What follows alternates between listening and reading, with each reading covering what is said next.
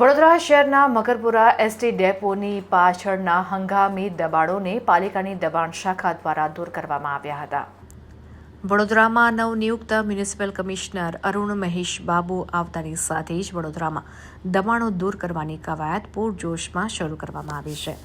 ત્યારે મકરપુરા એસટી ડેપોની પાછળ હંગામી દબાણો દૂર કરવામાં આવ્યા હતા.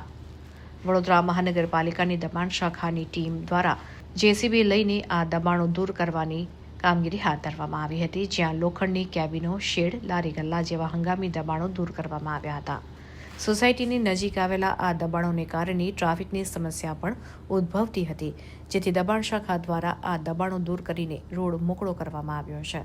સુસેન સર્કલથી લઈને નોવિનો કંપની નજીકના તમામ દબાણો દૂર કરવાની પણ કવાયત હાથ ધરવામાં આવી હતી.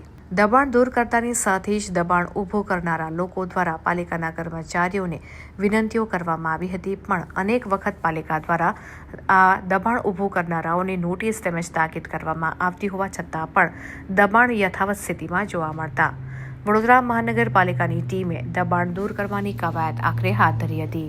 આજ રોજ વોર્ડ નંબર 19ના વોર્ડ ઓફિસર શ્રી ગોહિલ સાહેબના આદેશ મુજબ ભાડા ક્લાર્કને સાથે રાખી મકરપુરા ડેપોની પાછળ રસ્તામાં નડતરરૂપ હંગામી દબાણો જમા લેવાની હાલ કામગીરી ચાલુ છે. કેટલા કેબિન 7-8 લારીઓ જમા લીધેલ છે અને બીજી કેબિનો જમા લેવાની કામગીરી હાલ ચાલુ છે. શું નામ? દબાણ ઇન્સ્પેક્ટર કમલેશ સૈદાને. આ લોકોને નોટિસ કંઈક આપવામાં આવી હતી કે હંગામી દબાણો માટે નોટિસ આપવામાં આવતી નથી.